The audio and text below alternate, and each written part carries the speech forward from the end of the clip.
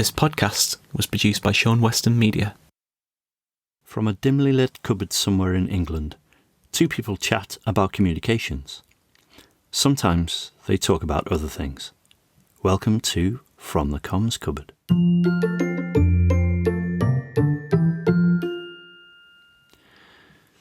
So what is it comms people actually do? Now there's a question. Well, I guess it's all about shared objectives. It's about how do you link what the organisation needs to do with what we need people to do.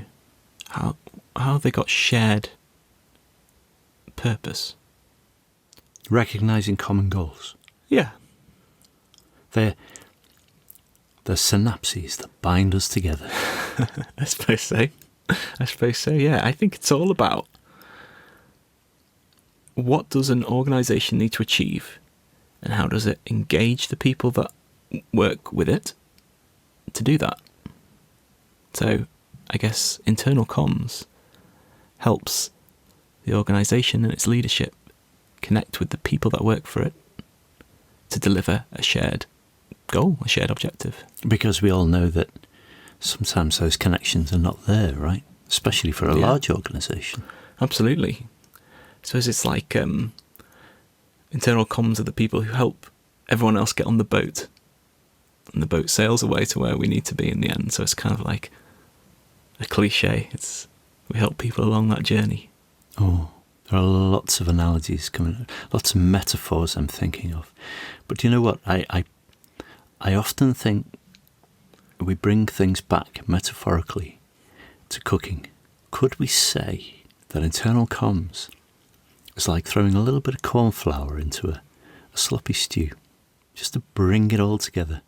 Bring the meat, the potatoes and the carrots all going in one direction. I guess you could. Or am I just hungry? I think you're hungry. I think I'm hungry. I'm usually hungry. So, what don't comms people do? What's the misconceptions of what we do? Well, who would come up with misconceptions? Everyone? People who don't think they need to have an internal communications team. Yeah. I mean, I think there's probably not a business in the world who aren't looking at cutting costs, so... Oh, and then often the first thing to go. Marketing and internal comms. Yeah, perhaps. Yeah. But I think we're all seeing more appreciation and value for what an internal comms brings, so those misconceptions are maybe dying off. I mean, I can certainly say we're not there to just send something. We're not an internal mailbox anymore. But some people see it like that. Oh, what do you mean? Can you just send this? Can you comms this up? All those... Comms this up? I haven't heard that before. It's a favourite that I think a lot of us have probably heard out there. I think it's this idea of, I've got something to say, I'm going to give it to that comms person and they're going to do that for me. That's their job. But it's not, is it? No, it's not. No. Whose job is that? Well, it's whoever owns their own communication, right? Yeah. Oh, we're always passing things off to other people. We are. It's about accountability, I guess. The internal comms department is like... an expert. An expert. Giving that advice and guidance. We're there to help you to do something better, to have more impact. To encourage everyone to go in the same direction. Oh, to control the message as well, right? Yeah, I guess to make sure that the messages all join up. Mm-hmm. That one person not saying one thing and another saying another thing. Do you mean like Chinese whispers? Are we allowed to say Chinese whispers anymore? Probably not. Although I don't know. I'm not really sure what that means. Well, Chinese whispers. I think they call it telephone in America. It's, you know when Chinese whispers is when you say something and then further down the line as it's passed through 20 people, you ask the person at the end, what was the message? And it's completely different. Yeah. I bet the Chinese call it British whispers. Probably do. Yeah. We are known for whispering. But that's it, right? Have a message and make sure that the 20th person at the end of the line says the same thing as the first person in the line. Yeah, and I guess that job becomes more complex as your organisation's bigger. The job of communicating, Yeah. or the job of helping others communicate. Both. So as you get more and more people in lots and lots of different locations around the world, it's going to get more complicated because you can't just go and stand in front of them and tell them something, can you? So that's another place that internal comms comes in. How do I reach audiences in different places at different time zones? What's the best way to speak to my team in India? What's the best way to speak to my team in China? What do they like in the USA? Having that insight, that's another good job of internal comms. Oh, so what you're saying is that a good internal comms department also needs to know regional differences, a bit like those HSBC adverts. Yeah. I used to like those. But not many people value those skills, right? They're sort of undervalued skills. Yeah, I think that's something that comes with time, right? It's like anything you build up and you become an expert, you build up that bank of knowledge, and I think that's where having experience... Oh, nice pun. The bank of knowledge. Well, we're still in HSBC. HSBC. There are other banks available. But who doesn't want good communication? I suppose you have to possess, in the first place, an appreciation of communication before you fully appreciate an internal communications department, right? Yeah, you have to see You've the got to value, right? see the value in communication, full stop. Yeah. And so many don't, I guess. I guess.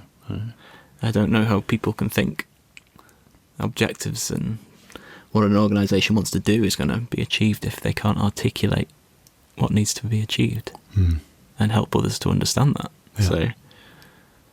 Yeah. So they've got to be the bridge between what leadership or middle management want to say or convey, and then what the working majority want to hear. Well, I'm sure that's different, but That's I think it's more about what they need to hear rather than what they necessarily want to hear. But, you or Gus want to do it. It's a partnership, isn't it? People who work for you and the people who lead an organisation, that's a partnership. So you want them to be happy in what they do. So it's not just about telling somebody this is what we're doing and you're going to do it. It's how you bring them along, how you take them on that boat. On that boat. And it encourages transparency as well. Yeah, absolutely. Because I guess, I've worked with leaders and CEOs and so on and managers who, for better or for worse, keep things a little close to their chest because they're not quite sure whether they should be sharing it. Yeah. And I guess a good internal comms team of professionals can answer that question and say, well, you know what? We'll certainly provide advice. Provide advice. You should be sharing this. No, don't share that, and so on and so on, right? But, it's important that the person whose message it is owns the message. So it's important that the internal comms person isn't the leader in that situation. And they don't get asked to send it. And they don't get asked to send it, although that's a likely story. That's in the book. How important do you think being creative is as a communicator? Oh, incredibly important. I would say that if you're a creative communicator, you can think of so many more ways to effectively communicate or to help others bridge the gap between knowing and not knowing something. Surely creativity, in my opinion anyway, is linked to imagination, is linked to an understanding of tools at your disposal. So you say it was a core skill? I would say is it a core skill or is it something you can learn? That's a totally different ballgame. Or is a creative internal comms person a natural? Oh, well, this is a whole other episode. I think so. Yeah. What do you think? Do you think creativity is an innate skill or something you can be taught by a professor of internal communications? Is there such a thing as a professor? I'm sure there is. There definitely is. I think creativity is natural to people, but I think to a certain extent, you can learn to be creative and to maybe put yourself into a space to be creative. Open your mind. Close your eyes. Think communication.